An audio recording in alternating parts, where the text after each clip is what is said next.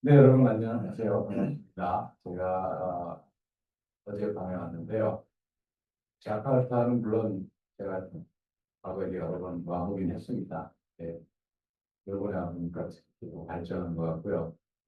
어, 저는 과거에 외교부에 있을 때 또 UN 가자외교라고 하죠. 그런 관련들을 많이 있기 때문에 제 외교 커리어의 한 3분의 2 정도는 유엔 연구를 했습니다.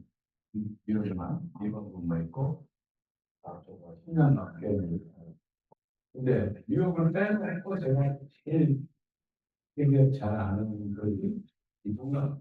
왜냐하면 제가 말레이시아에서 3년을 보냈고 한국 참사관으로 1997년에서 9년까지 그리고 또 2010년에서 13년까지는 싱가포르 대사로 있기 때문에 말레이 반도 말레이시아, 싱가포르, 그다음에 조금 전에는 인도네시아까지 동남아, 또 아세안에서 저는 그대로 어, 이 아세안을 전문으로 하시는 외교관 난 잘 알긴 못했지만 나는 잘 한다고 생각하고 또 익숙해서 오면 언제나 마음이 푸근해집니다.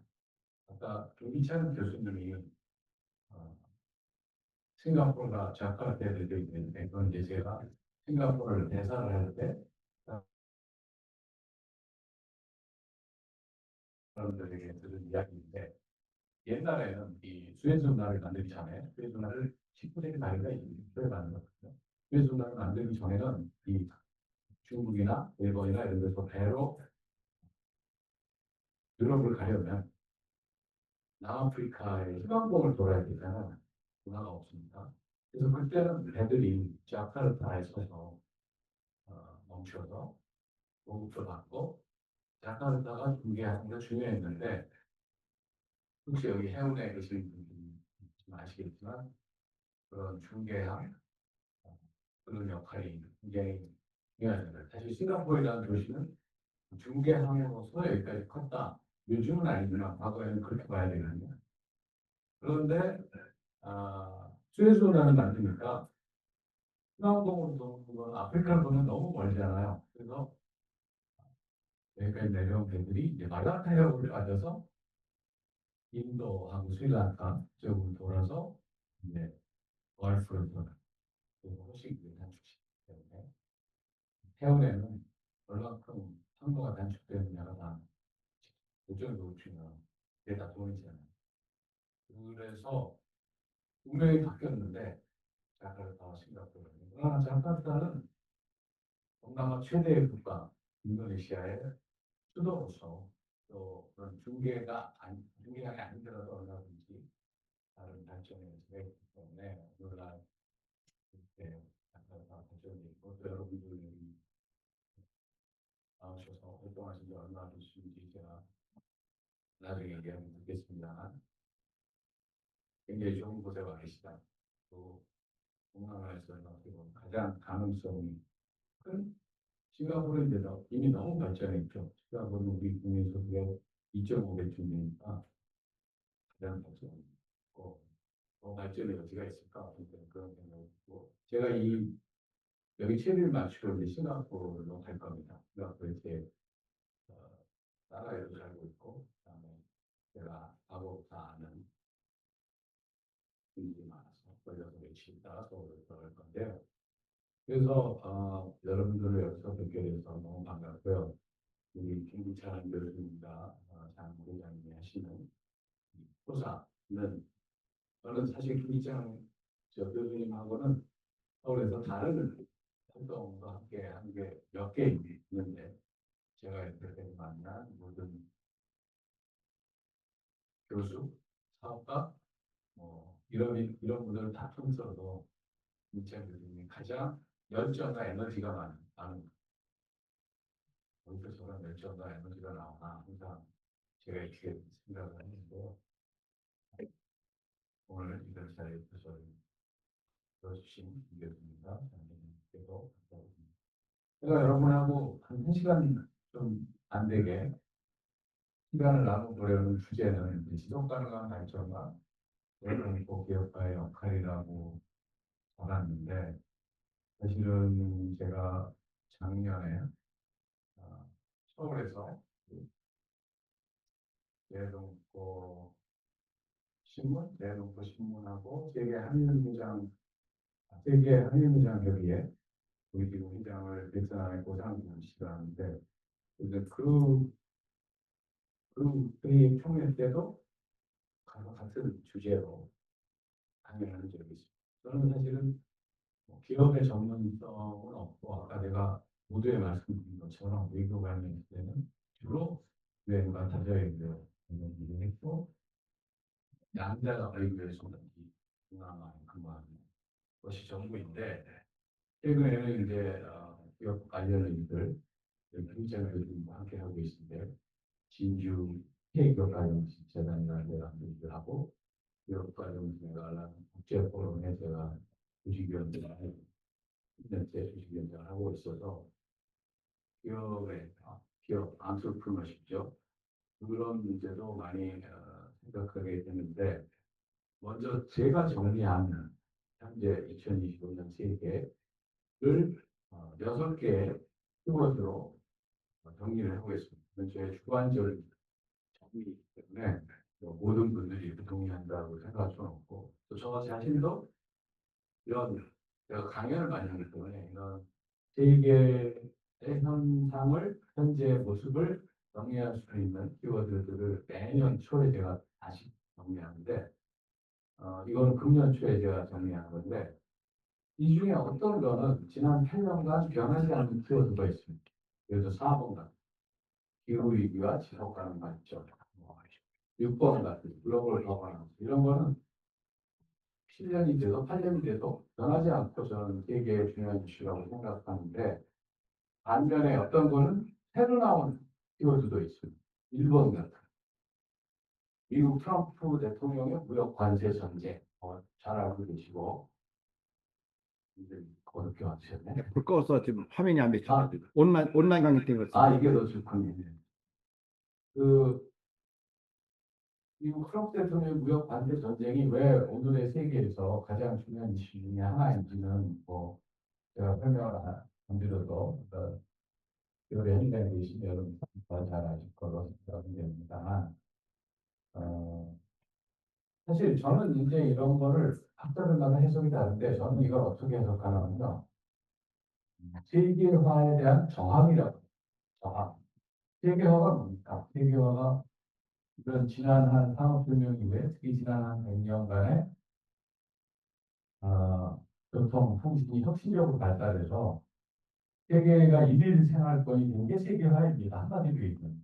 그래서 무역도 자유화가 되고 사실 무역 자유화가 가능한 것도 그런 그 교통통신이 혁신적으로 발달했기 때문에 가능한 겁니다.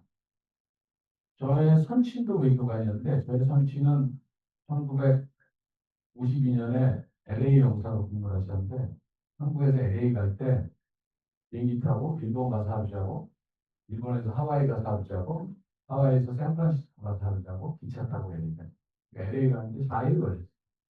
요즘 12시간 가죠?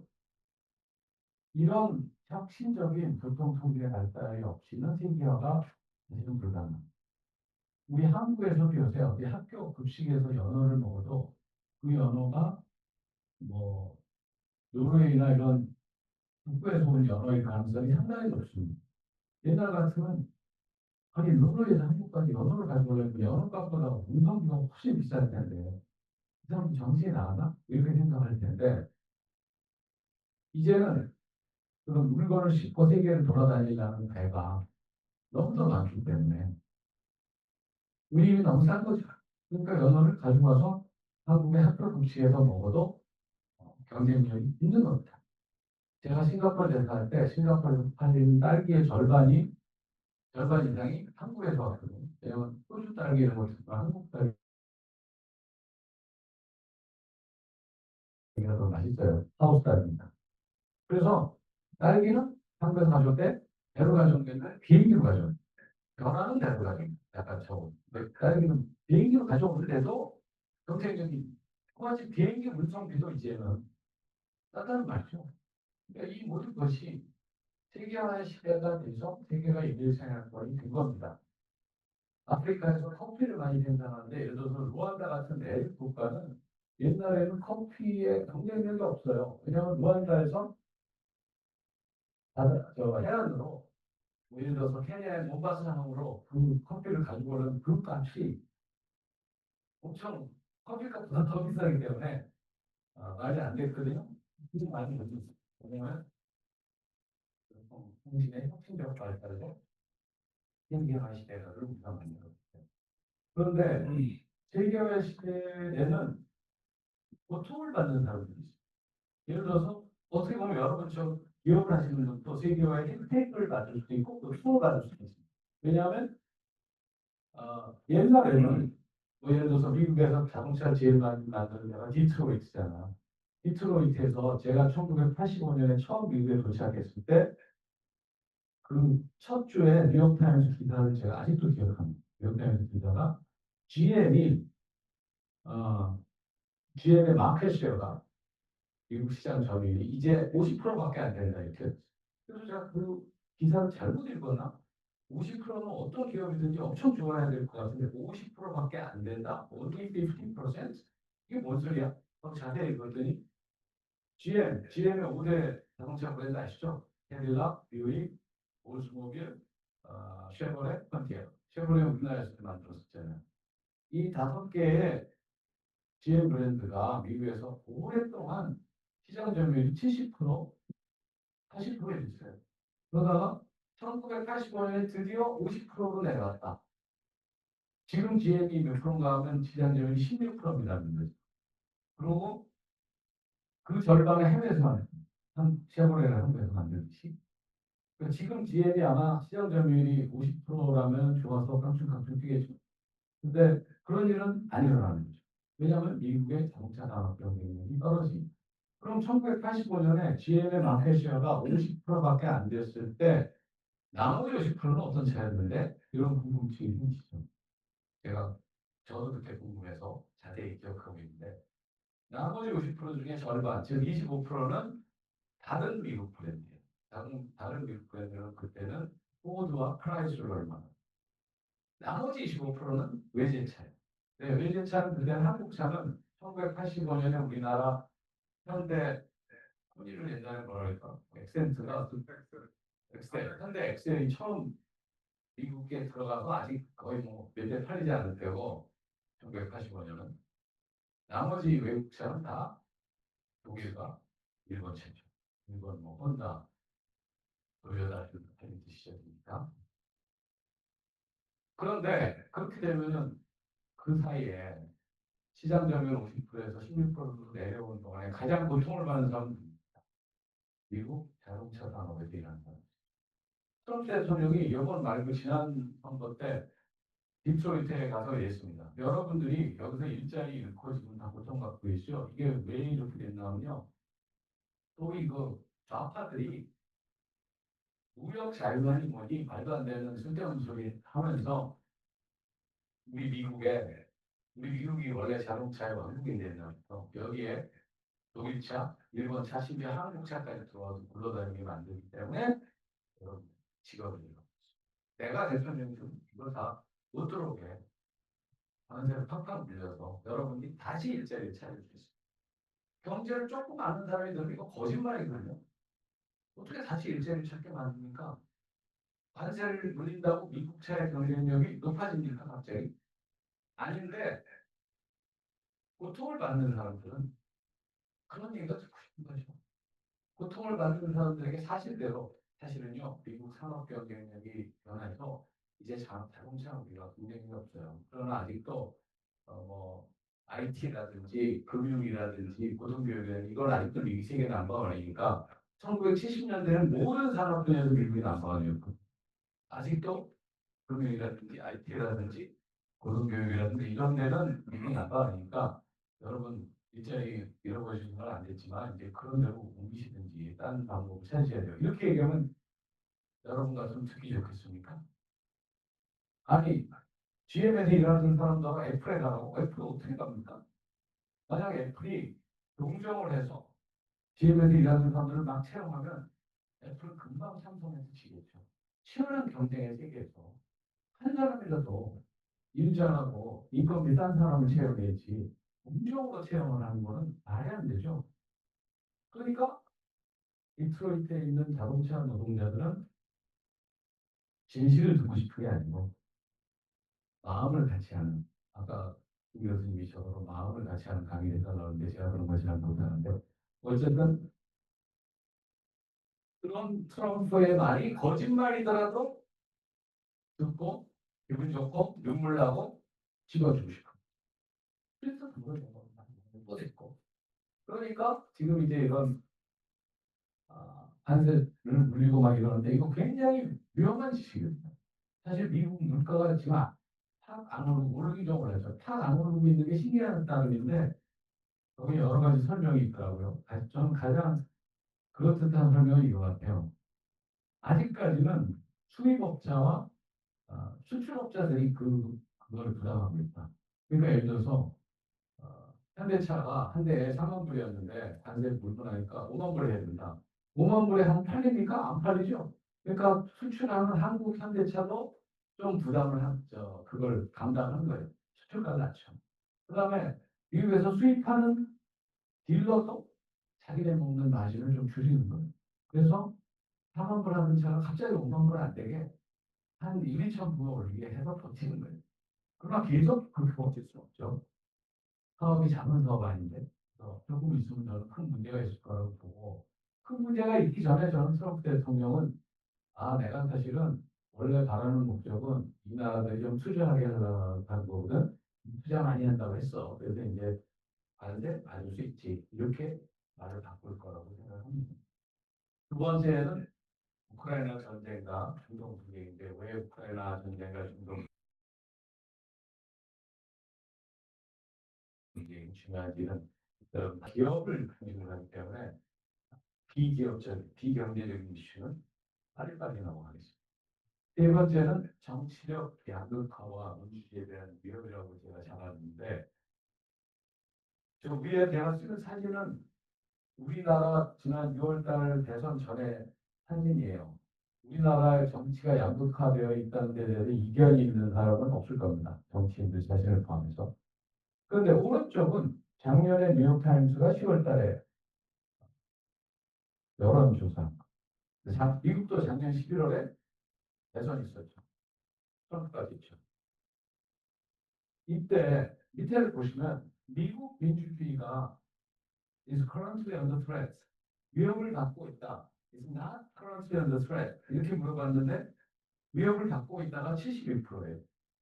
제가 여기 쓰지는 않았지만 사람들이 왜 위협을 받고 있는데 하고 물어봤을 때 공화당 지지자들은 다 민주당 때문에 그랬고 민주당 지지자들은 다 공화당 때문에 이렇게 얘기했어요. 그러니까 여론조사 자체가 미국이 얼마나 정치가 양극화되어 있는지를 보여주는 거예요. 미국 정치가 양극화된 거는 사실 전 세계 모두에게 서글픈 일입니다. 왜 서글픈가 하면 미국과 프랑스는 세계에서 최초로 민주공화국을 시작한 나라이기 때문입니다. 1776년, 1789년에 각각 혁명을 통해서 왕을 쫓아내고 대통령을 선출. 영국은 물론 민주주의지만 왕을 쫓아낸 적 없죠. 그래서 민주적인 공화국을 처음 시작한 나라들이 가장 오래된 민주주의인데 이 나라들에서도 민주주의가 성숙된 시민 정식이 쇠퇴해서 양극화될 수 있구나. 양극화되면 서로 건전한 토론을 하는 게 아니고 편가르기를 하죠. 했어. 너 우리 편이야? 상대편이야? 상대편이 네가 무슨 소리를 해도 나는 동의 안 해. 네 하는 말은 다 틀렸어. 넌 우리 상대편이. 이게 양극화거든. 얘기를 듣고 나랑 반대 진영이지만 맞는 말이 조금 있구나. 이렇게 해야 되는데 미국 정치는 그랬어요. 제가 처음에 1980년에 미국에 갔을 때는 그런 걸 폴리티컬 스펙트럼이라고 그러죠. 이 폭이 정해져 있어서 진보에는 보수이든 간에 합리적인 스펙트럼에 들어있지 않는 사람은 정치를 할 수 없어요. 극단적인 소리 하는 사람은 아예 처음부터 게임이 안 되는 거죠. 그런데 어느 시점부터 이제 그걸 사람들은 미국이 디클라인해서 그렇다. 아까 제가 디트로이트 이야기했잖아요. 그렇게 되니까 사람들이 고통스럽고 아프고 합리적인 생각보다는 김기찬 이 좋아하는 마음의 소리를 듣고 싶고 이러니까 미국 정치가 양극화되기 시작하는 거고 서글픈 일이죠. 사실 우리나라나 뭐 여기는 지금 현재 파셜 디모크라시라고 있는 데고 우리나라나 아시아 민주주의들은 대만이나 이런 데는 완전한 민주주의라고 말은 듣는데 그러나 아시아 민주주의들은 아직도 패싸움하는 민주주의가 많잖아요. 민주주의 한 3, 40년뿐이 안 됐거든요. 3, 40년뿐이 안 돼서 패싸움하는 거는 아직 우리가 성숙한 시민 정신이 없어서 그래 이렇게 설명할 수 있는데 아니 성숙한 시민 정신이 100년 넘게 있었던 나라도 왜 갑자기 패싸움을 하냐고요. 그렇죠? 그런 걸 보면 우리가 오래됐다고 무조건 민주주의가 성숙해진다 이렇게 얘기할 수 없는 것 같습니다. 네 번째 기후위기와 지역간 발전은 제가 조금 더 자세히 얘기할 거고요. 경제사회적 불평등, 디지털 대전환. 경제사회적 불평등은 중요한 이슈인데요. 사실 기업을 하시는 분들이 직접 여기에 관심을 갖기 쉽지 않은데,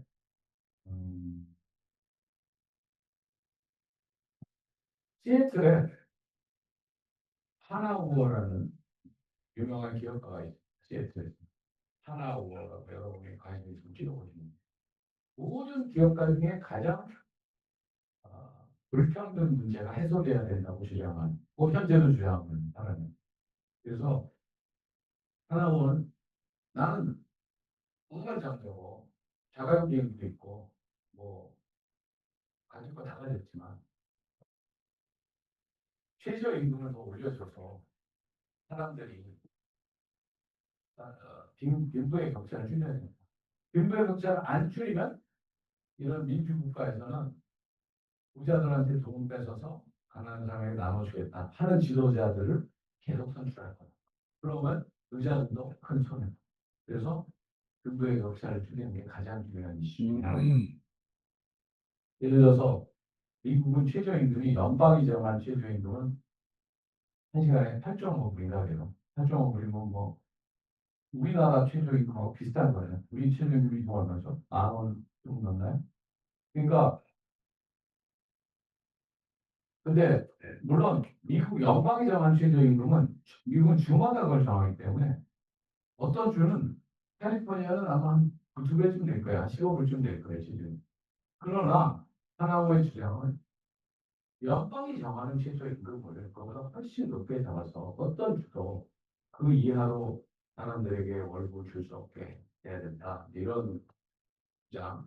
그래야 미국이 OECD 모든 나라 중에 진위 개수가 제일 높거든요. 진위 개수가 뭔지 아시죠? 불평등 지수입니다.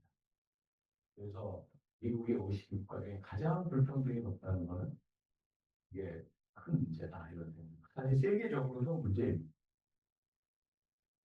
그런 세상에서 여러 가지 이런 글로벌 이슈가 많은데 국가들은 서로 협력해서 글로벌 문제들을 해결하자 이래야 될 텐데 그러지 않고 자기 나라 생각만 하고 아메리카 퍼스트 미국만 그런 게 아니에요. 유럽도 요새 우파들이 점점 많이 당선되고 있습니다.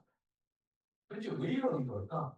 왜 인류는 문명과 교통과 통신을 발전시켜서 세계를 1인 생활권으로 만들어 놓고 자기들의 생각은 아직도 19세기처럼 국경 내에서 국경을 중심으로 생각합니다. 근데 이게 여러 가지 설명이 가능한데요. 제가 좋아하는 설명은 국가라는 제도가 너무 강력해서 그래요. 인간이 만든 모든 조직 중에 국가가 가장 큰 힘을 가지고 있거든요.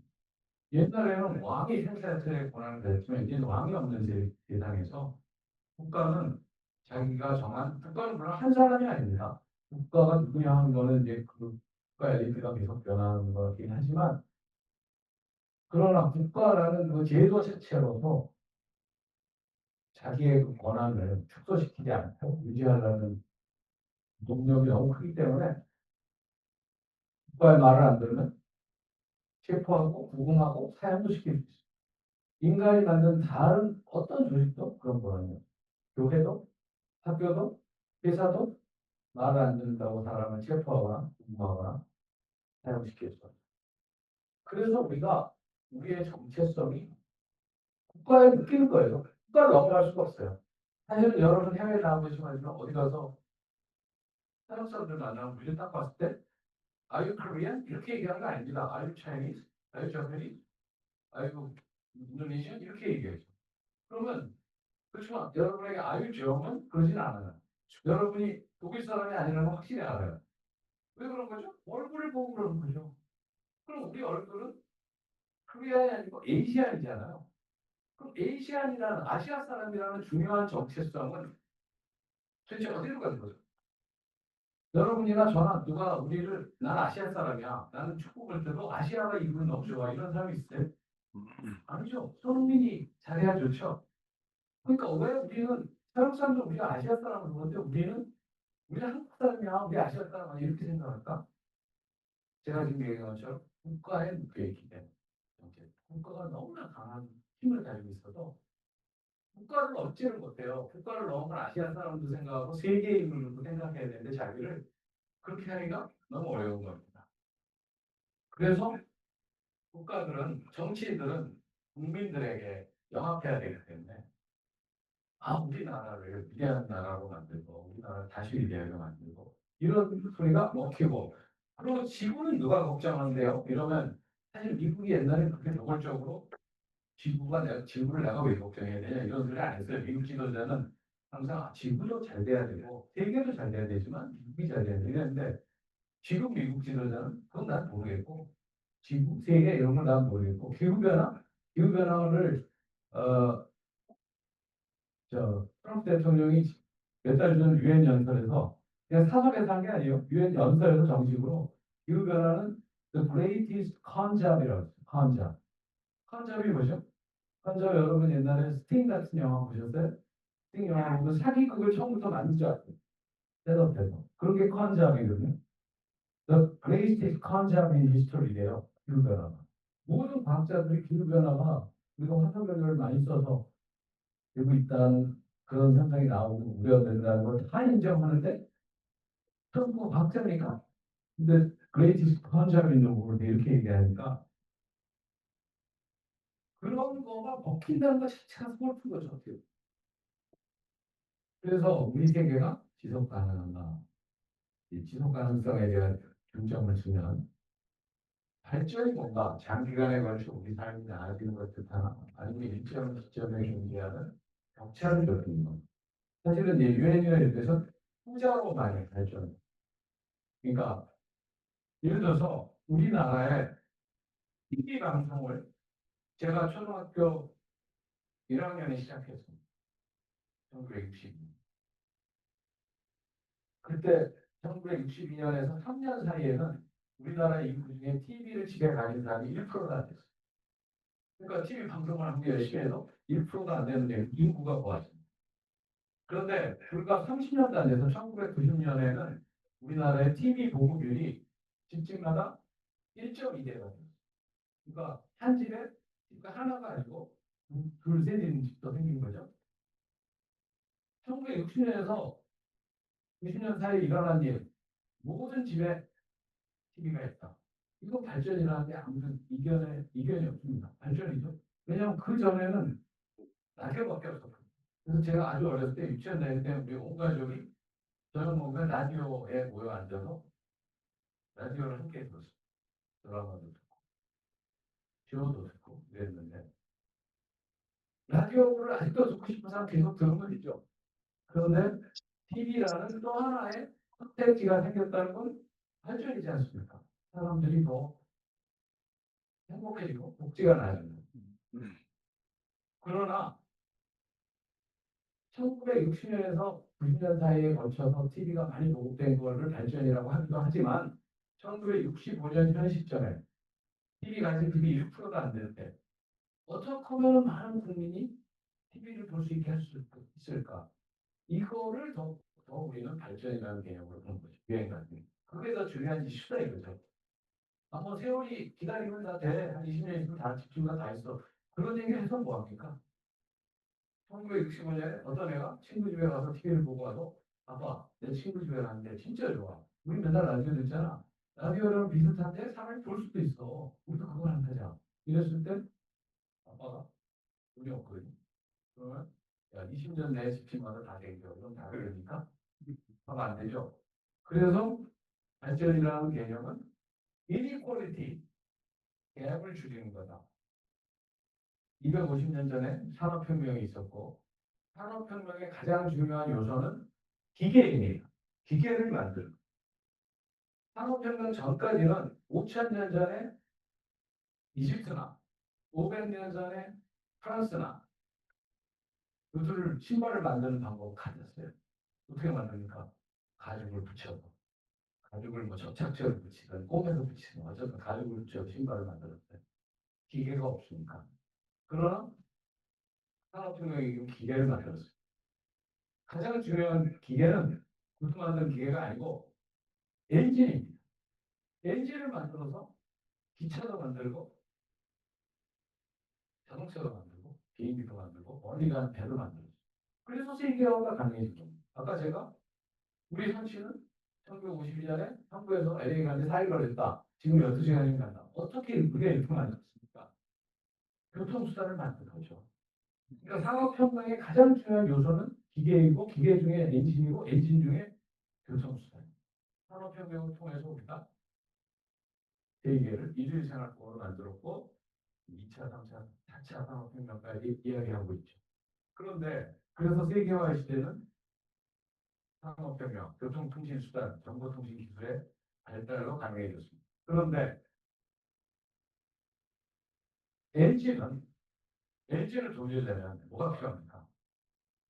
에너지가 필요합니다. 에너지는 어디서 옵니까?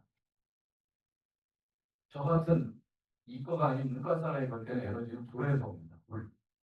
자동차 엔진 속에 불이 있지 않아요? 휘발유를 뿜어주고 우리가 시동을 걸면 불이 붙이는 거 아닙니까? 그런데 그 불을 산에 있는 나무를 베어다가 떼는 걸로 인류 역사 1만 년 동안에는 그렇게 해도 충분했는데 산업혁명이 되니까 그 정도 가지고는 충분한 에너지가 안 나와요. 엔진을 돌릴 정도. 그래서 엔진을 돌릴 정도로 센 불, 에너지는 인간은 머리가 좋으니까 땅을 파고 1억 년 전에 죽은 나무까지 그 집안에서 태우기 시작. 1억 년 전에 죽은 나무가 뭡니까? 석탄입니다. 석유는 3억 년 전에 죽은 태양계생물입니다. 이런 걸 다 끄집어내서 태우니까 원래 지구가 그런 걸 감당하게 돼 있지 않거든요. 다 태워서 대기 중에 이상한 산소를 팍팍 품어내니까 뭐가 일어났어요? 기후변화가 일어난 거죠. 감당이 안 돼요. 그리고 또 자원의 남용, 무분별한 개발, 인도네시아도 보르네오 같은 데 숲이 많이 사라지고 있는데 우리나라는 세계에서 가장 수산물을 많이 먹는 나라 중에 하나. 수산물 소비로 5위 안에 들어가요. 세계. 수산물을 잡기도 많이 잡지만 그렇게 많이 소비해야 되니까 감당이 안 되죠. 잡은 거 가지고. 그래서 수입도 많이 합니다. 심지어 뭐 오징어나 명태같이 우리나라 사람들 즐겨 먹는 생선도 수입을 많이 합니다. 그렇게 하다 보니까 전 세계의 어, 해양 자원, 수산 자원의 3분의 1이 지금 멸종위기에 있어요. 심지어 참치도 참치 얼마나 우리 회로 많이 먹습니까? 이것도 참치도 멸종위기에 있어요. 100년 전에는 어부들한테 바다에 나가서 네가 잡고 싶은 대로 마음대로 잡아가거나 그래도 얼마 못 잡았어요. 왜냐하면 썩어버리니까. 멀리 나가서 고기를 잡는 사람은 정신이 나가거든요. 돌아오는 동안 다 썩어버리니까. 그래서 수산물을 수출의 대상이 아니었어요. 수산물을 처음으로 수출한 나라는 카나다입니다. 카나다가 100년 전에 노바스코시아, 뉴펀드랜드 이런 데서 잡은 대구를 그 통에 절여서 유럽에 수출했어요. 대구는 큰 생선이고 잘 안 썰립니다.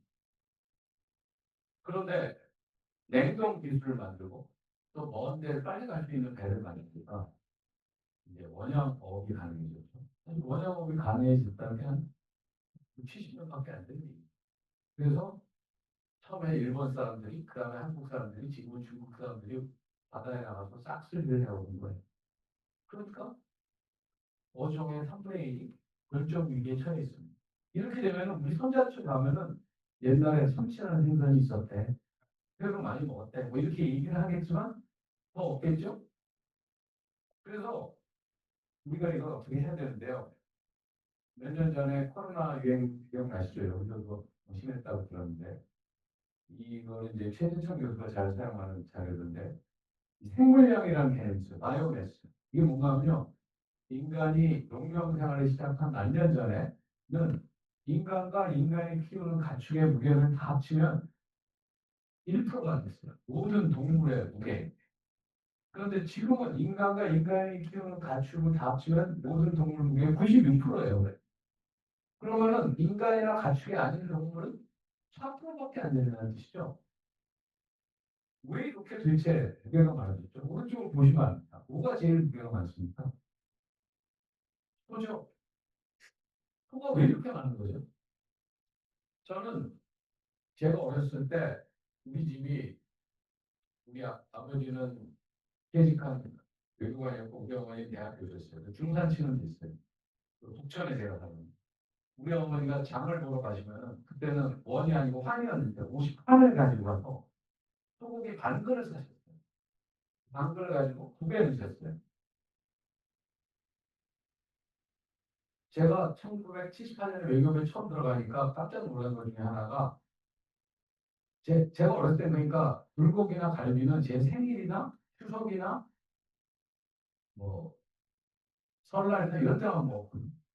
근데 1978년에 외교부를 들어갔더니 아직 이름 다 기억나요. 부산 불고기라는 집이 성사동시에 있었어요. 갔는데 5명인데 불고기를 15인분을 시켰다. 그때는 불고기 1인분이 좀 성인 한 사람이 먹기엔 부족하게 했어요. 그래서 불고기 15인분을 시킨 걸 보고 제가 야, 우리가 돈이 엄청 많은 조직이구나 이렇게 생각했어요.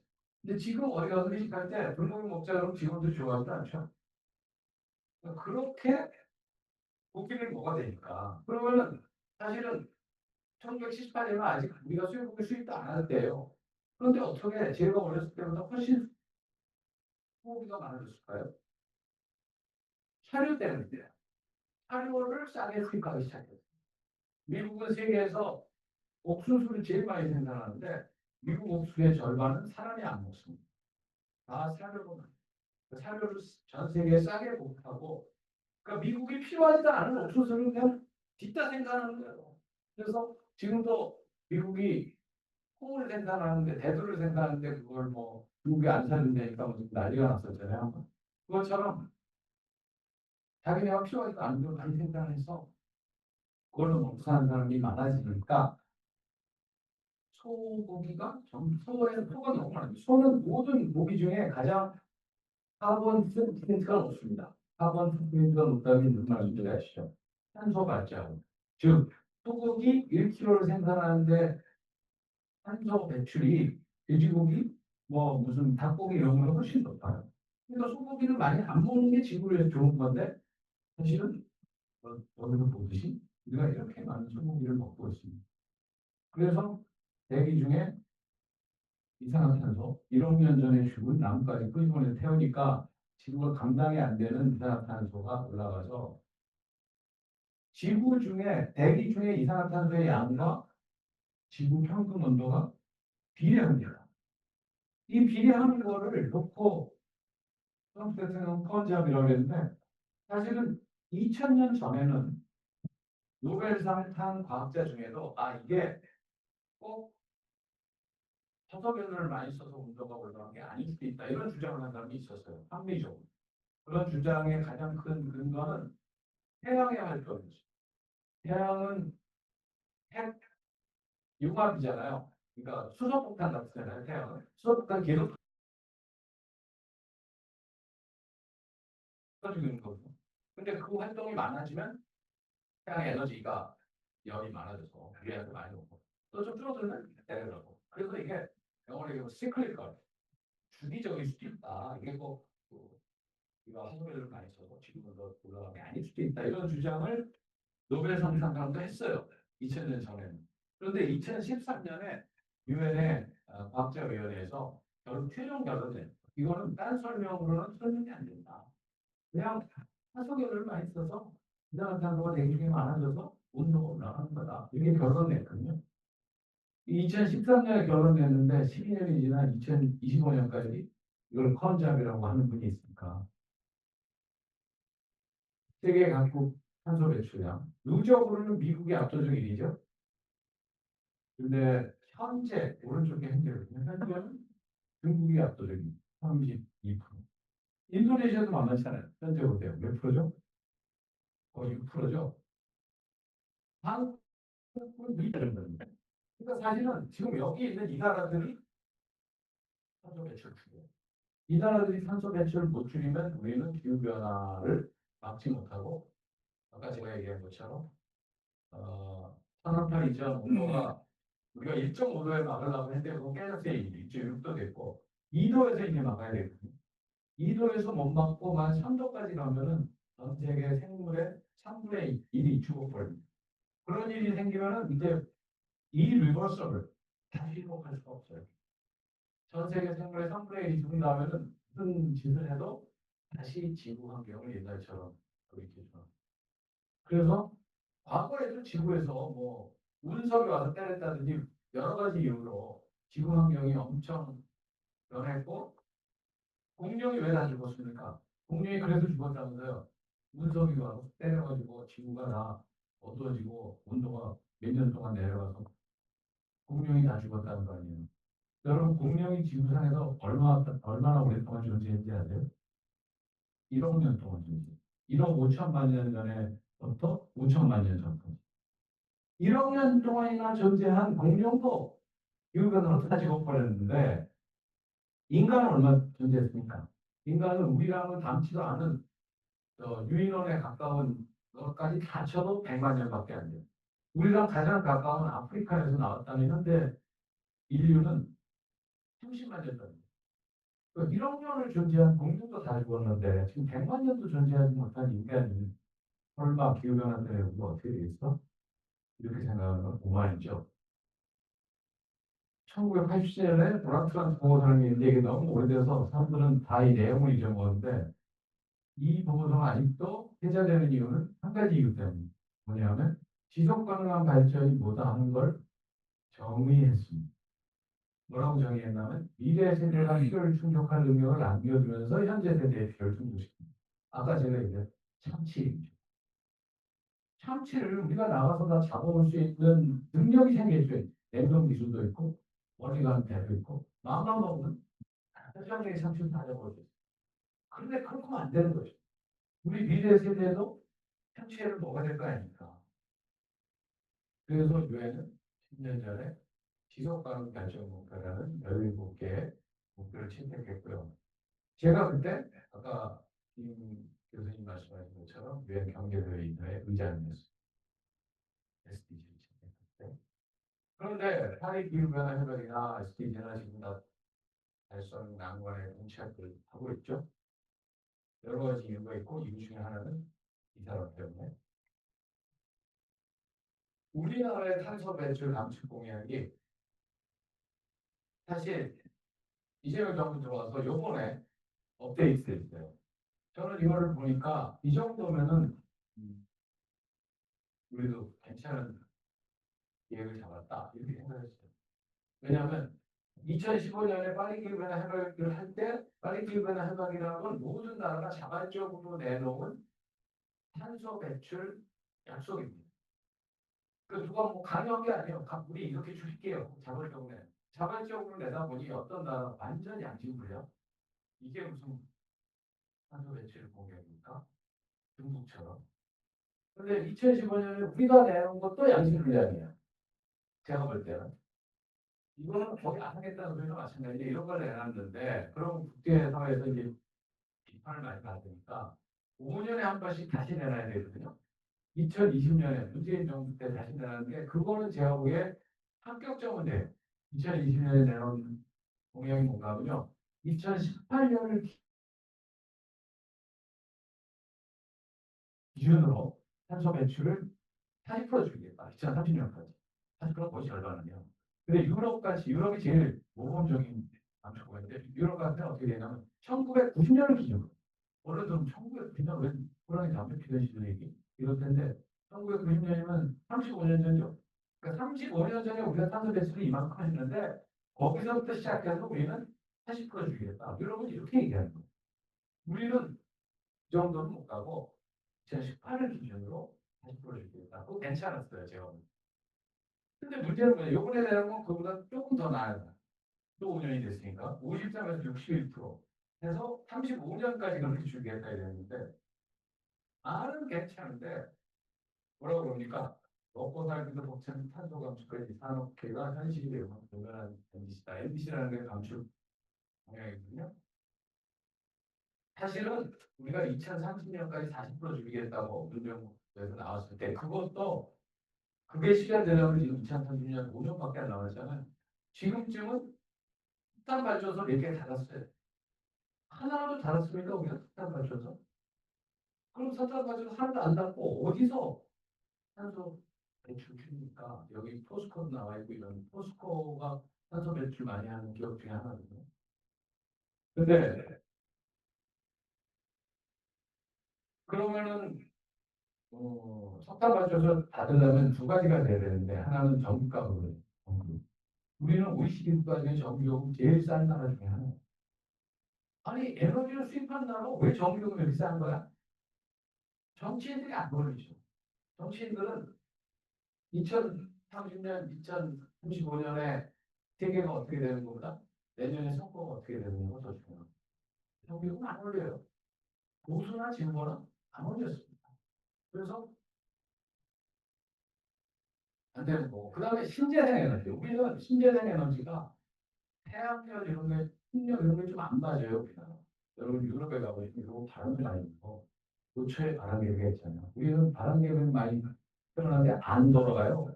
한국 가서 유심히 보십시오. 바람개비가 돌아가는. 안 돌아갈 때가 더 많아요. 그러니까 우리는 잘 안 맞아요. 잘 안 맞은 거는 신재생 에너지를 하면 더 돈이 많이 든다는 뜻이죠. 산에다 세우는데 안 돌아가면 바다에다 세워야 돼요. 바다에 나와. 바다에다가 바람개비 세우는 값은 훨씬 비쌉니다. 그럼 거기 투자를 해야죠. 그래서 석탄 발전소 닫는 대신에 투자를 해서 그걸 해야 될 거 아니에요. 아니면 원전을 더 근데 원전 가동하는데 몇 년 걸리니까 그거 갖고는 안 되고. 그래서 공약은 많이 좋아졌는데 이걸 실현할 수 있을까? 끝으로 제가 세계 속의 한인 이야기를 하고 종결하겠습니다. 우리 세대 안에 뭐 여기도 저하고 연배가 비슷하신 분도 있을 것 같고 이 세대 안에 우리가 많은 성과를 이루었습니다. 저는 어렸을 때 북천에서 태어났어요. 이게 북천 살입니다. 근데 제가 태어난 집은 기와집은 아니었어요. 기와집은 아니고 저 뒤에도 약간 보이는데 적산가옥이라고 해서 일제시대에 일본 사람들이 지어놓은 일식 양옥이. 일식 양옥은 요즘은 2층이었는데 우리 한국 기후에 재생가 안 맞아요. 저는 어렸을 때 제 방이 2층에 있었는데 항상 추운 겨울밖에 기억나는 게 없어요. 온갖 종류의 난방기구 다 썼는데도 1층은 온돌로 바꿨죠. 당연히. 근데 2층은 온갖 종류의 난방기구 다 썼는데 위험하니까 밤에 뭐 특락으로 펴놓고 잘 수가 없잖아요. 그런데도 저는 굉장히 춥게 일식하고 우리 나라에는 안 봤는데 이게 우리 집이었습니다. 우리 부모님이고 제가 한 살이거든요. 한 살 때 머리가 이렇게 많아서 제가 아직도 머리가 좀 있어요. 혹시 머리가 좀 없으신 분들은 내 한 살 때 사진을 보고 알 수 있어요. 많았어요? 근데 다 어디 갔어요? 모르겠습니다. 아니 머리를 짧게 깎으신 것 같은데 그냥. 저 잊어먹은. 저희 삼촌이 LA 영상하셨다고 그랬죠? 52년에. 이게 우리 아버지, 우리 어머니 유학 갔다 우리 아버지를 만났는데 우리 아버지가 했던 제가 우리 아버지한테 한번 물어봤습니다. 뭐라고 물어봤나 하면 저도 외국에 들어와서 이제 미국을 잘하게 되니까 아버지가 1950년대 LA에 갔을 때 거기 영사관이 왜 필요해요? 그때 한인들이 있었어요. 거기 대부분. 한인 많았지? 그런 거예요. 그래서 우리나라 사람이 미국에 유학이나 이민을 가기 시작한 1960년대 이후입니다. 1950년대에 미국 갔다 온 사람이 없어요, 도대체. 그런데 어떻게 한인이 많았어요? 그랬더니 바로 우리가 19세기에서 20세기 넘어갈 때 미국의 미주 지역에 쿨리로 많이 갔어요. 쿨리. 여러분 쿨리라는 단어 아세요? 쿨리는 서양 사람들이 어, 농작 노동자, 농업 노동자를 쿨리라고 해요. 그래서 쿨리는 주로 중국인이나 한국이나 일본인이죠. 일본도 그때 못 살았기 때문에 쿨리로 브라질까지 갔어요. 지금도 브라질에 가면 일본인 3세가 한 2, 300만 살고 그 사람들이 일본 말을 못해요. 포르투갈 말을. 우리나라에서 농장 노동자로 간 사람들은 하와이, 호주, 캘리포니아, 이것처럼 오렌지 농장, 그 다음에 심지어 멕시코, 쿠바까지도 갔어요. 우리는 브라질까지는 안 갔습니다. 아닌데. 어쨌든 그래서 그 사람들이 저기 살고 있었는데 우리 아버지에게 거기 오래된 한인 한 분이 오영사 내가 미국에 오래 살아보니까 영어나 한국말이나 원래 뿌리가 같은 뿌리요. 그런가 하면 우리말로 뭐 하고 싶으냐 그럴 때 이거 뭘 하오? 그러죠? 영어로 do you want? 이게 이거 이렇게 설명을 하셨어요. 아, 그게 맞는 것 같아요. 맞는 것 같습니다. 그래, 그럴 수도 있겠네요. 근데 어쨌든 전 세계 한인 여기 지금 8,200만이 있는데 남아의 5천만, 북한의 2,500만, 다이아스포라, 그러니까 전 세계 대외동포로 사시는 분이 700만이나 됩니다. 세계 한인의 과제라고 제가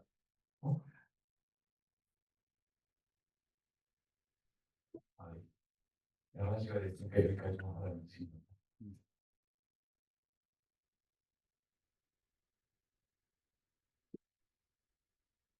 이게 배터리가 그 어,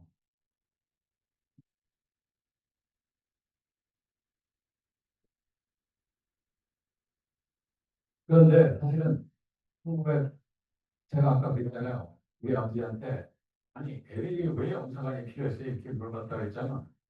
근데 1952년에 우리나라가 한국전쟁 중이었죠. 그때는 전 세계에 제외 공간이 9개밖에 없었어요. 9개 중에 5개가 미국에 있었어요. 영사관까지 포함해서. 굉장히 균형이 안 맞죠. 왜냐하면 이승만 대통령은 자기가 미국에 30년 넘게 살았기 때문에 자기가 산 곳에 다 영사관을 넣은 그래서 미국 워싱턴에 영사관이 있었고 뉴욕에 영사관이 있었고 LA 영사관이 있었고 샌프란시스코에 영사관이 있었고 그 사람은 이승만 대통령의 친구예요. 왜냐하면 하와이에 영사관. 그래서 5개가 미국에 있었고 9개 전제 공간 중에 나머지 4개는 어디였을까? 어디였을 것 같아요?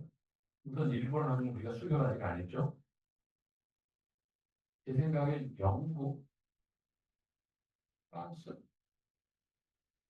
제네바에 있었을까? 어쨌든 4개가 더 있었다. 그래서 세계 속 한일의 가치를 저는 4개로 이건 제 주관적으로 사용한 겁니다만 세계 속에서 우리나라의 경쟁력, 한반도 평화통일에 기여하고 국내 국제적으로 경제사회적 불평등 해소에 기여하고 그 다음에 글로벌 가버넌스. 우리가 경쟁력이 왜 중요한지 다 아실 거고 이 경쟁력 순위를 보면요. 우리가 22하고 32 사이를 계속 왔다 갔다 하고 있어요. 사실 2024년에 20이 됐다고 좋아했거든요. 근데 25년에 다시 27위로 내려요. 스위스에서 발표하는 거고. 그러나 어쨌든 우리가 더 미끄러지면 안 되죠. 22원에 항상 있어야 되고요. 평통, 평호라고 그랬네. 근데 여기 뭐 평통 장려 하신 분도 있으실 것 같긴 한데, 그런, 오늘은 제가 경제 문제니까 이 얘기는 안 하겠습니다. 경제사회적 불평등이 왜 중요한 요소이냐? 하고 제가 아까 미국의 하나고의 예를 들어서 설명했습니다. 그런 걸 넘어놓으세요. 우리나라는 대외 의존도가 70%가 넘거든요. 무슨 말인가? 우리는 무역 안 하면 제가 볼 때 6개월 안에 날아가네요. 미국, 브라질, 중국 이런 나라는 무역 안 해도 몇 년을 버틸 수 있어요. 우리나라는 버틸 수 없습니다. 왜냐하면 지금의 모든 경제가 무역, 대외 경제라는 그 자체 위에 서 있기 때문에 그래서 우리는 국제 관계가 예측 가능한 룰 베이스, 규범에 기반한 국제 관계가 되는 게 우리에게 유리합니다.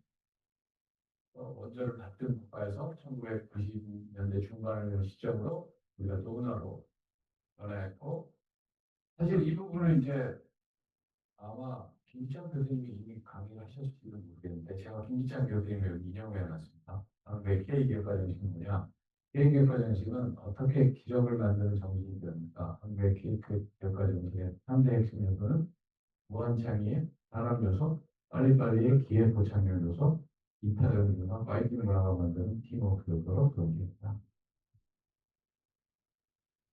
우리가 이노베이션이나 안트레프너십, 기업가를 던지는 안트레프너십이라고 하잖아요. 이 두 가지에 다 상당히 우리가 높은 평가를 받습니다. 이노베이션도 이거 와이퍼가 발표한 거, 여행 와이퍼가 보면 우리가 사회적, 이것도 안트레프너십의 이런 우리가 발표한 건지 이제 어쨌든 1위에 우리가 블룸버그 같은데. 그런 거고요. 그래서 진주가 우리나라 4대 기업의 창업자들이 100년 전에 초등학교를 같이 다니면서 이게 그 초등학교거든요. 거기다가 K기업가 정신센터를 만들어 놓고 원순기 경영도청장을 제가 인용하면 진주 출신 1세대 기업가들의 경영 철학은 창업과 도전, 인재 육성과 개척 정신, 사업 보급과 기술 자립 등 전통적인 기업가 정신 외에 또 다른 요소를 포함하고 있다. 인화, 정도교육, 소통과 지역사회와 국가에 대한 기부나 이는 요즘 해제되고 있는 ESG 변화, 매개발전. 그러니까 사실은 삼성, LG, GS, 효성의 4대 기업가들이 같은 시기에 2천만원을 내었다는 거에 대한 해석이 과거에는 여기가 땅이 좋다. 저기 의령 쪽으로 가면 무슨 소뚜껑 바위가 이런 게 있어요. 소뚜껑 바위에서 다니 영험한 힘이 나와서 이제 비과학적인 해석이 주요였는데 한 10년 전서부터 여기 있는 경상계를 중심으로 경상계가 진주 있잖아요. 그런 비과학적인 해석으로는 설명이 안 되고 이 네 분의 조상을 트레이스 해보니까 16세기 진주에 있었던 대인과학자 남명조식의 제자이거나 친척이다 모두. 그래서 이거는 보여줄 수가 없다. 남명조식의 의학 정신은 실천적 의학 정신이라고 하는데요. 남명조식은요 유교의 이론은 중국의 주자가 완성했다. 이제 우리가 할 일은 실천밖에 없다. 그래서 동시대의 유학자였던 세계 이황 선생과 대조주, 세계 이황 선생 이론을 중심. 그래서 그런 실천적 유학 정신이 여기서 내려와서 남명이 죽은 다음에 20년 후에 임진왜란이 났는데 임진왜란 의병장 70명 중에 50명이 남명이지. 그 사람들이 우리 진짜 소경두명이구나. 과거를 보는데 문과한 것이 말고 문과도 보라고 하는데 이건 다 인과했었구나. 이런 칭찬을 받았죠. 어쨌든 그래서 K기업가 정신에 대한 국제적인 연구도 필요하다 해서 저희가 이게 남명 선생의 핵심적인 가치이거든요. 그래서 이 핵심적인 가치를 좀 우리끼리만 얘기하지 말고 국제적으로 논의하자 해서 지난 3년간은 국제 포럼을 개최했습니다. 우리 김희찬 교수님도 참여해 주셨고 제가 공동 조직위원장이거든요. 지금 시장하고 같이 여기 계신 인도네시아에서 계신 코사 회원님들도 내년 기업가 인식의 진주에 한번 오시면 좋을 것 같습니다. 우리가 행동할 때는 아까 제가 얘기한 것처럼 지구적 문제 해결책을 지금 200년 동안 막 화석을 써가지고 기후를 엄청 끌어올려 놓고 대나 온 바다에 다 나가서 고기랑 고기는 다 잡아놓고 우린 모르겠다. 다음 주에 니네가 알아서 살아라. 이렇게 얘기하는 건 완전히 양심불량이죠. 그러면 다음 세대는 굉장히 어렵게 살 수밖에 없죠. 왜냐하면 할 수 있는 초이스가 줄어드니까. 그렇게 하면 안 되고 우리가 만들어 놓은 문제는 우리 세대에 해결해야 된다. 그런 거고요. 개성지역과 환경공학이 글로벌 사회복지위원 한인. 사실 저는 요새는 외교 관련 일은 거의 안 하고 세이브 친들을 포함한 NGO 활동을 하는 게 절반인데 오른쪽에 있는 사진은 제가 1년 전에 방글라데시에 있는 로힝야 난민 캠프, 세계 최대의 난민 캠프, 100만이 넘는 로힝야 난민이 살고 있는 곳에 가서 학생들을 만나요. 근데 방글라데시 정부가 저 난민들이 저기 들어가 있는 걸 좋아하지 않아. 왜냐하면 로힝야라는 사람들은 원래 방글라데시 사람이요. 근데 영국이 인도 전체와 미얀마까지를 영국이 다 통치했잖아요. 그런데 보니까 미얀마 사람 가지고는 안 될 것 같으니까 어, 벵갈리, 그게 오늘의 방글라데시고 벵갈리 사람들이 똑똑한 것 같으니까 데리고 가서 통치에 활용했어요. 마치 우리나라 사람을 일본 사람들이 데리고 가서 통치에 활용한 거랑 마찬가지예요. 그래서 그 벵갈리 사람들이 미얀마가 살다가 미얀마가 버마가 독립을 했을 때 방글라데시에 돌아오지 않고 물러나서 살았어요. 200만이. 그런데 방글라데시는 세계에서 가장 인구 밀도가 높은 나라 중에 하나입니다. 면적이 우리 남한보다 조금 큰데 인구가 우리 3배예요. 1억 5천만. 그 많은 인구가 살 수 있는 이유는 세계에서 가장 쌀 농사가 잘 되는 지역 중에 하나. 쌀 농사 이외에는 별 산업이 없어요. 가난하죠. 그래서 방글라데시 정부 입장에서는 야, 저 사람들이 영국 사람들이 몇백 년 전에 데려다 갔다가 미얀마에 났는데 미얀마에서 박해를 받아서 다시 방글라데시로 왔는데 그걸 우리가 어떻게 받아주냐? 우리들이 인구가 많고 가난한데 그래서 난민 캠프에 죽지 않고 살 수 있게는 해주겠는데 받을 수는 없다. 이게 방글라데시 입장입니다. 그래서 저 난민 캠프에는 전기가 안 들어요. 황당하죠? 전기를 왜 안 넣냐? 전기 넣어주고 이러고 거기 짱 받고 계속 살까요? 전기도 안 넣어주고 도로도 못 만들게 하고 집도 가건물 같은 것만 짓게 콘크리트 제대로 된 집. 그래서 이 아이들은 5살, 6살에 거기서 태어났어요. 2017년부터 저기. 쟤네들은 난민 캠프 밖으로 본 적이 없어요. 한 번도 컴퓨터를 본 적도 없고 핸드폰을 본 적도 없고 TV를 본 적도 없고 전기가 없는데 어떻게 TV를 봅니까? 그런데도 애들이 밝아요. 그리고 제가 들어갔더니 자기네가 부른 영어 노래를 합니다. 영어 노래 뭐 Are you sleeping? Are you sleeping, brother John? Morning is ringing, morning is ringing. 뭐 이런 노래 그래. 그래서 제가 막 들었어요. 그리고 통역을 통해서 나는 이 할아버지는 코리아라는 나라에서 왔는데 니네 코리아에 대해서 들어봤어? 이렇게 이제 통역을 통해서 물어요. 그럼 저는 무럭차게 네 하고 나올 줄 알았어요. 아무도 코리아에 대해서 안. 요새는 케이팝이 유명해서 애들은 잘하잖아요. 이럴 수가 했는데 조금 이따 내가 깨달았어요. TV도 없고 컴퓨터도 없는데 어디서 케이팝을 듣습니까? 핸드폰도 없는. 그래서 그렇구나. 그래서 저도 그 노래를 불렀어요. 이게 제가 노래를 부를 때 찍은 거예요. 그 노래를 부르면서 나도 어렸을 때 나는 굉장히 나이가 많지만 너네 많을 때 그 노래를 배웠어.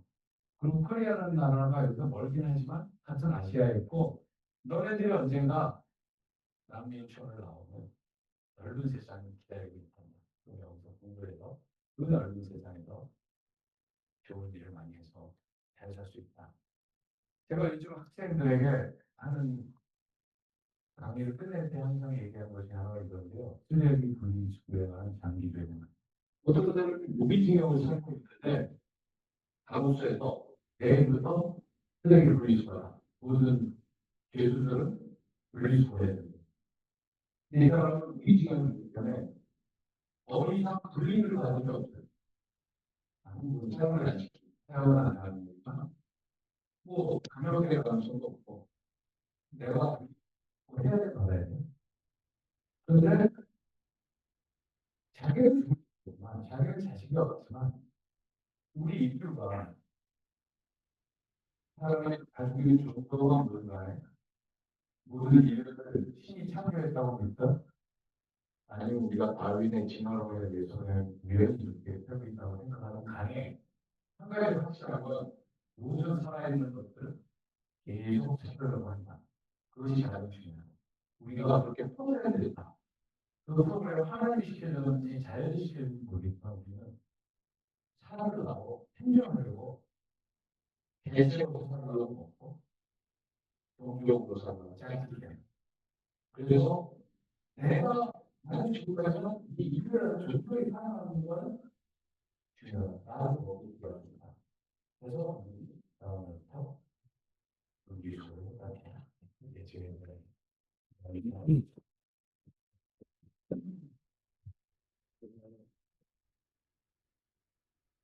그, 지금 이제 제 나름대로 우리 한번 써머리를 해보면 우리 대사님께서 우리가 가야 될 흑석을 하나 던져주신 것 같아요. 사실 우리가 이 북극성으로 가는 길은 유일한 길 하나밖에 없어요. 혁신을 하는 길. 그래서 저는 이 세상에 이런 문명을 만들어가는 이 창조자는 늘 기업가다 이렇게 생각을 하는데 기업가들이 돈을 위해서 여러분들이 여러분 일을 시작하는 한 여러분들의 힘들어지기 시작하고요. 싸우기 시작하고요. 갈등하기 시작할 때 여러분들이 돈을 위한 게 아니고 이런 미션을 시작하는 한 회사에서 이야기하는 사람, 환경 이런 걸 생각하는 한 여러분들의 구성원들은 여러분들의 이해관계자들은 협력해주기 시작합니다. 그래서 이렇게 해서 가장 성공한 회사가 어딜까요? 다모니아예요.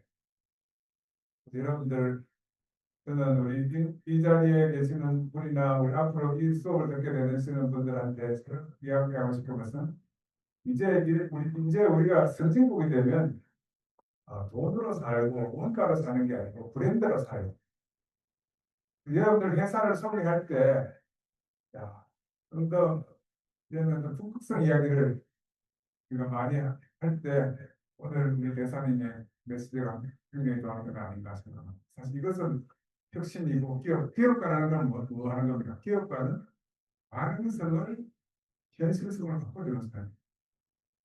그러려면 사실 기업가들의 가장 큰 과제는 생각을 많이 해야 돼요. 이 북극성의 과제를 이 대사님께서 제시한 이런 미션들을 우리 지구를 지켜야 되는 미션들을 어떻게 해야 되겠습니까? 이것을 우리가 뭐라고 그러나요?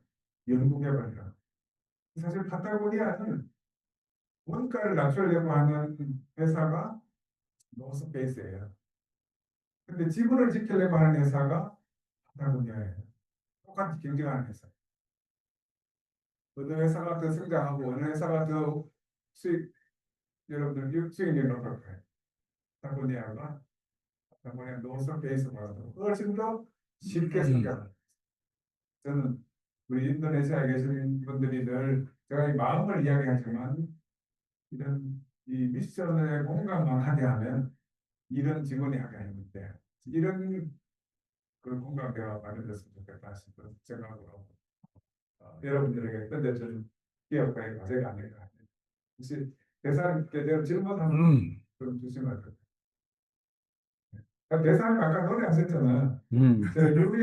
유엔에서 그 대사들의 밴드를 하나 만들어가지고 어떤 대사님이 유엔 대사 밴드에 제가 싱어를 하고 있는데 드러머예요. 이렇게 이런 것을 이런 이 여민 동락이라고 그러거든요.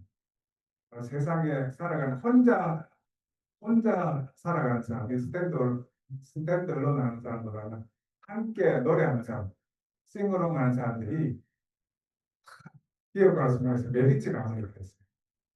여러분들 질문 안 하시면 우리 김 교수님 계속 저를 네 맞아요. 여기 이상한 말씀하셨다. 빨리 한번 질문하세요. 한 가지 거기다. 빨리 한 분 질문하고 네, 빨리 네. 감독으로 가죠. 예, 죄송합니다. 제가 대사님 그 오늘 강의 내용과 조금 동떨어진 내용이 있는데 제가 항상 이제 궁금하고 좀 이제 대사님 여기 왔어. 저희가 이제 기업을 운영하면서 느끼는 어떤 책임감이라든지 그런 사회에 대한 기여 등등 생각할 때 사실은 인도네시아도 그렇고 한국도 그렇고 지금 들어서 양극화가 점점 심화되면서 중상층이 더 오히려 줄어든다는 그런 제가 보고서를 봤습니다. 결국 뭐냐면은 이 양극화를 해소하기 위해서는 중상층이 강화돼야 그 극단에 있는 사람들의 그 어떤 의견을 우리가 중간에서 이렇게 좀 이렇게 좀 순화시킬 수 있는 그런 순기능을 가질 수 있을 텐데 경제뿐만 아니라 정치도 마찬가지고 지금 지금 사실은 이제 그런 생각을 하면서 저희 기업인들이 항상 그런 책임감을 갖고 기업을 운영해야 된다고 하는데 점점 이렇게 사회가 발전하면 양극화라는 게 사실 좀 주사층이 더 늘어나야 되는데 왜 자꾸 더 이렇게 줄어들까요? 저는 한번 여쭤보고 네, 싶습니다. 너무 좋은 질문이시고요. 딱 한 가지만 질문하시라고 제가 했는데 딱 한 가지 줘서 너무 좋은 질문입니다. 저도 그걸 제가 고민하고 생각해 보는 이슈인데 쉽게 답이 있는 건 아니지만 아까 제가 미국 시애틀 출신 기업가 양극화 해소에 아주 핵심적인 역할을 하고 있는 닉 하나오라는 사람을 이야기했잖아요. 혹시 관심 있으면 나중에 찾아보세요. 닉은 Nik고 하나오 Hanae야. 닉 하나오가 이제 그런 기업가인데 제가 경제사회 이사회 의장을 할 때 경제 의장은 1년에 한 번 자기가 원하는 주제에 관한 특별회의를 할 권한이 있어요. 그래서 제가 이사회 의장일 때 특별회의를 불평등에 관한 게임 걸 그런데 뭐 멕시코, 중남미 이런 쪽에 불평등에 관한 학자들이 많아요. 중남미는 옛날부터 종속 이론이라고 그 약간 탈주의 일 수도 있는 그런 이론 발달한 곳이고 해서 많이 왔는데 저는 닉 하나워가 오기를 기대했는데 닉 하나워도 꼭 오고 싶다고 했는데 제가 그때 무슨 누가 뱀이 있어 못 오게 되긴 했는데 그런데 이제 양극화 해소의 문제와 기업의 역할 제가 아까 양극화 해소를 양극화 문제를 너무 자세히 얘기할 수가 없었는데 시간이 없어서 그런 불평등 유엔에서는 양극화를 불평등이라고 해요. 유엔에서 영어로 inequality 그런 불평등이 지금 증대하고 있는 이유는 원래 자본주의에서는 일만 년 전에 인간이 농경 생활을 시작해서 부를 축적하기 시작하면서 그 전에 수렵 채취 시에는 부를 축적할 수가 없잖아요. 돌아다니면서 잡아먹어야 되는데 어떻게 축적합니까? 굉장히 어려운데. 근데 농경 생활을 시작하니까 농경 생활의 핵심은 농작물과 가축이거든요. 농작물과 가축은 소유할 수 있잖아요. 쌀을 많이 생산해서 창고에 넣어놓을 수도 있고 가축은 어떤 사람은 닭이 얼마인데 옆집은 100마리인 거예요. 그러니까 빈부의 격차가 나오기 시작한 겁니다. 옆집이 닭이 100마리밖에 없는, 아니, 10마리밖에 없는데 100마리가 가진 사람 도대체 어떻게 하는 건가? 뭐, 복잡하지 않죠. 우선 절약하고, 옆집은 맨날 계란 후라이 먹는데, 우리는 일주일에 한 번만 계란 후라이 먹고, 그 다음에 더 열심히 일하고, 옆집 사람은 뭐 닭 저거에 잘 들어가지도 않는데, 난 맨날 들어가서 혹시 아픈 닭 없나? 애들이 먹여먹을 제대로 먹나? 보고, 확실하고, 어떤 닭이 제일 새끼를 많이 낳지? 새끼를 많이 낳는 닭을, 알을 많이 낳는 닭을 만들려면 어떻게 해야 되지? 도미시키고. 그래서 절약과 근면과 열심히 일하고, 그러니까 절약하고 열심히 일하고 확신하는 거. 자본주의의 가장 중요한 세 가지 요소. 그렇게 해서 점점 자본주의가 발달해서 19세기 무렵에 피크를 쳤죠. 왜냐하면 250년 전에 산업혁명을 통해서 사람들이 기계를 만들었을 때 제가 5,000년 전에 이집트에서 신발을 만드는 거랑 500년 전에 프랑스에서 신발을 만드는 거랑 비슷했는데 기계를 만들어 달라졌다 그랬잖아요. 그럼 신발 만드는 사람이 구두 공장에 와서 자기가 그전에는 일주일에 신발을 2개 만들었는데 여기 와서 공장에 기계를 쓰니까 일주일에 5개 만든다. 그럼 공장 주인이 야, 너 여기 오기 전에 일주일에 신발 2개 만들었지? 지금 내 공장에 와서 내 기계로 일하니까 5개 만들지? 그럼 3개 더 만드는 거는 네 돈이냐 내 돈이냐 이렇게 물어보면 여러분이 근로자라면 뭐라고 대답하시겠습니까? 계산해 보면 확실하게 내가 이 공장 오기 전에 2개밖에 못 만들었거든요. 그러니까 3개 만든 건 거의 전적으로 이 공장 덕분 아니에요. 그러니까 그 사장님 덕분이죠. 사장님 돈이죠. 이렇게 얘기했습니다. 근데 요즘에 이거는 그거는 잘못된 설명이다. 왜냐하면 그 사장이 신발 만드는 기계에 대한 뭐 혜택을 이익을 그 사람이 다 가져가는 게 말이 되냐? 인류의 문명의 발전, 과학의 발전 이런 걸 다 통해서 그런 기계가 나온 건데 그 사장이 그 이익을 다 가져가는 건 말이 안 된다 하는 게 이제 요즘의 해석인데요. 그러나 그때는 그렇게 얘기했죠. 그래서 사장은 점점 부자가 되고 또 어느 정도 돈이 있으면 돈을 가져옵니다. 이자가 있거든요. 돈이 10만 불이 있는 사람하고 100만 불이 있는 사람하고 100만 불이 있는 사람은 그렇게 열심히 일 안 해도 돈을 가져옵니다. 이렇게 해서 19세기에는 빈부의 격차가 너무 심해졌고 여러분 안데르슨 동화의 성냥팔이 소녀라는 거 아시죠? 성냥팔이 소녀같이 어린 애들도 학교를 안 가고 그때 성냥이 굉장히 중요한 생활용품 성냥용품 물못 붙이니까 성냥을 팔다가 성냥을 못 파니까 집에 가면 아버지한테 혼날까 봐 너무 추워서 성냥을 하나하나 키다가 걔가 얼어 죽었다는 얘기 있잖아요. 안데르슨은 동화 작가일 뿐 아니라 사회의 혁신가였어요. 그래서 그런 동화를 쓴 겁니다. 그런데 그래서 19세기에 칼 막스라는 사람은 야 이거를 공장을 그냥 개인들에게 갖게 하니까 이렇잖아. 그냥 공장은 다 국가가 운영하자. 회사는. 그리고 모든 개인은 월급만 받고 일하자. 뭐 변호사나 의사처럼 좀 되는데 어려운 직업은 월급 좀 더 주면 되지. 다만 모든 어, 생산수단은 국가가 독점하자. 이게 공산주의 아닙니까? 공산주의 실패했잖아요. 실패했지만 세계 모든 자본주의 국가 우리나라를 포함해서 그런 자본주의가 가지고 있는 약점 또는 무슨 저는 약점이라고 봐요. 왜냐하면 자본주의의 강점은 사람을 쥐어짜는 거고 옆집은 닭이 얼마인데 나는 100마리 갖기 위해서 열심히 일하고 안 먹고 혹시나는 거예요. 그렇게 만들어서 사회 전체가 진보하게 그게 자본주의의 강점인데 돈이 어느 정도 있으면 그 사람은 돈을 벌어서 열심히 일할 필요도 절약할 필요도 혁신할 필요도 없으면 자본주의의 약점이죠. 그래서 자본주의의 약점을 보완하기 위해서 모든 요즘의 국가들은 수정자본주의라고 해요. 우리나라를 포함해서. 미국같이 자본주의가 가장 많이 남은 나라도 예를 들어서 최고소득세 생각해보세요. 우리나라 최고소득세가 얼마인지 아십니까? 가장 돈을 많이 받는 사람은 몇 프로 세금이죠? 49% 내죠. 미국이 OECD 국가 중에 최고소득세가 제일 낮은 나라 중에 하나인데 38%네. 근데 트럼프가 더 주려고 해요. 스웨덴이나 노르웨이는 한 60%에 되나요? 제일 소득이. 프랑스 옛날에 올랑드란 대통령이 피케티라는 경제학자의 말을 듣고 최고소득세를 75%로 공약한 적이 있는데 대통령 된 다음에 실현을 했어요. 75% 너무 많죠. 최고소득세 75%는 자기가 번 돈의 25%밖에 못 가져요.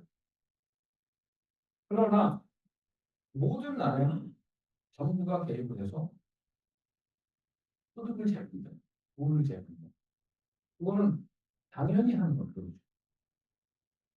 그래서 어떻게 보면 그런 것 때문에 또 공산주의가 설탕이 없어요.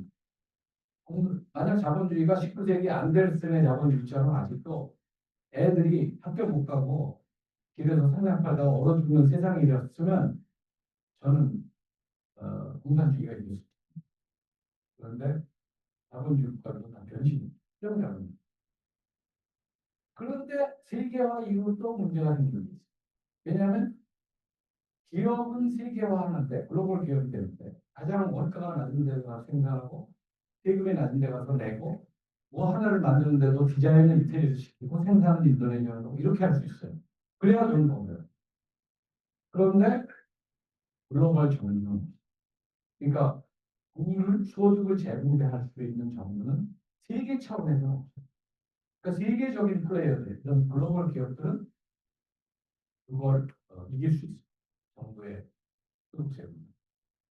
그래서 다시 인구조차 불평등이 높아지기 시작한 지난 2, 30년 사이에. 그래서 지금은 8명의 부자가 세계 가난한 절반과 같은 재산을 가지고 8명이니까 우리가 2분 다 세계 가난한 절반이면 40억이에요. 40억이 가진 부와 8명이 가진 부가 그거는 그 8명의 부자가 나쁜 사람들이라는 게 아닙니다. 그 사람들이 그리디해서 욕심 많은 게 다만 이 사람들은 이 게임에서 게임을 잘하는 사람. 저는 어떤 게임이든 게임을 잘하는 사람이 돈을 따야 된다고 생각해요. 여러분들 여기 포커 하시는 분 있는지 모르겠는데 포커 할 때 딜러가 게임을 정하잖아요. 외국판 무슨 게임이다. 또 하이로우도 하잖아요. 하이로우하고 하이올리 하시나? 포커 할 때 높은 패친 사람이 다 먹으면 하이올리고 붉은 나가서 하이로우를 먹으면 매판 승자가 되는 거예요. 유럽 게임이지. 만약에 포커에서도 어떤 저 보스터 에서가 나중에 돈 많이 잃고 열받는 거 하려고 하는 게 될까? 그런 것처럼 포커도 그런 게 있어요. 그러니까 돈 놓고 돈 먹기. 돈 놓고 돈 먹기 같은 게임 하자. 그리고 내가 딜러니까 나가면 그러면은 포커 잘하는 사람 두 판에 안 가요. 이게 무슨 포커냐? 포커라는 거는 국제적인 선수도 있지만 딴 사람의 배팅 습관을 보고 자기가 좋은 패가 들었어도 저 사람이 나가 확실하게 높은 패가 있다 하면 죽을 수 있어요. 그래서 포커는 국제적인 선수가 있는 겁니다. 그런데 돈 놓고 돈 먹기 같은 게임을 하려고 하면 그런 능력을 발휘할 수 없죠. 그런 판은 안 나옵니다. 그래서 저는 포커를 제대로 하는 사람이 딸 수 있는 유럽 게임이 있어야 된다고 생각해요. 다만 매판 한 명의 승자가 나오는 유럽 게임과 두 명의 승자가 나오는 유럽 게임은 두 명의 승자가 나오는 유럽 게임을 하면은 예를 들어서 폭탄보다 7명이잖아요. 근데 한 사람 제일 잘하는 사람이 다 따는데 밤새도록 한다. 이 사람이 5시간 안에 다 딸 수 있는데 두 명의 승자가 나오는 게임을 하면 10시간 걸리죠. 그렇지 않겠습니까? 당연히 왜 더 걸리죠, 시간이. 그래서 이 유럽 게임, 이 8명의 부자가 어떻게 45명의 가난한 사람 같은 분이냐? 이 8명은 그 룰업 게임에서는 잘하는 사람. 그러니까 그 사람이 나쁜 사람도 아니고 그리디한 사람도 아닙니다. 그러니까 우리가 룰업 게임을 그렇게 도매하는데 모르지 않게 만들어야 돼요. 국제적으로. 근데 국제적으로 그런 룰업 게임을 만들기 어렵습니다. 국내적으로는 아까 제가 얘기한 대표적인 방법이 소득세예요. 소득세 높이면은 제가 없어요. 돈 많이 버는 사람. 그럼 누가 제일 문제돼요. 우리나라는 또 각소득세뿐 아니라 각종 세제를 촘촘히 해가지고 누가 하는데 몰리지 않는 여러 가지 방법, 상속되지 않게 하는 방법, 여러 가지 방법이 있잖아요. 국제적으로 그게 안 사람들. 그러니까 국제적으로 얼마든지 갈 수 있기 때문에 어떤 사람이 예를 들어서 싱가포르로 가면 싱가포르 상속세가 없거든요. 그러면 피하는 게 국제적으로는 우회제 문화가 통하지 않는다. 그래서 세계적 차원에서의 진위 개수, 세계적 차원에서 인평민주주의가 이거 있고 이것은 부자들에게도 좋네요. 기업가에게도 좋지 않다. 기업가들도 좀 더 공평한 룰업 게임이 있어서 이렇게 점점 빈부 격차가 심해져서 나중에는 어떻게 되냐면 민주국가가 지금 70%쯤 되니까 나중에는 어떻게 되냐면 내가 정되면 부자들 돈 뺏어서 내가 우리 의회가 있고 그래서 부자들 돈 뺏어서 다 나눠주는 걸로 할게요. 이런 사람 찍어줍니다. 가난한 사람이 90%가 넘어가기 시작. 그러니까 지금 말씀하신 중산층이 없어진다는 게 굉장히 중요한 점이에요. 제가 하고 있는 세이브 더 칠드런은 전 세계 30개국에 있는데 저는 국제 이사를 하고 있거든요. 그래서 국제적인 세이브 더 칠드런을 잘 아는데 우리나라나 이태리는 세이브 더 칠드런 전체 예산의 한 7, 80%가 한 달에 2만 원, 3만 원 이렇게 내는 개인 후원자, 개미들로부터 미국은 40년 전에 그랬어요. 미국도 40년 전에 10불, 15불 내는 중산층이 중요한 후원자였어요. 지금은 중산층이 많이 무너졌고 그런 기부 문화도 많이 없어졌고 지금 미국 세부 제도는 그럼 뭘 묻냐? 정부 사업에 참여하거나 기업권, 그죠? 그래서 이런 것들이 사회 전체를 본다면 이게 여러 개를 우리가 똑바로 만들어서 누가 한 군데 편중되지 않게 해야 되는데 이게 쉬운 일이 아니라 특히 재개발식을 쉬운 일이 아니다 하는 인식이 좀 있어요. 오늘 마지막 질문과 마지막 답변이 지속 가능한 발전을 위한 우리 해외 동포 기업가의 역할에 아주 중요한 메시지일 것 같아요. 이게 우리 경영학 이론으로는 주주 중심 자본주의에 혁신하는 것보다 이해관계자 중심 자본주의를 갔을 때 혁신이 더 많이 일어나더라는 이런 부분을 갖고 있는. 아무쪼록 여러분들도 함께 나누고 이렇게 하는 그런 기업가가 되기를 바라면서 오늘 우리 오진 대사님 특강을 마치도록 하겠습니다. 감사합니다. 감사합니다. 그 예원에서 점심 같이 하면서 저에 뭐 말씀할 수 있는 기회가 갖도록 하겠습니다. 그리고 또 주변에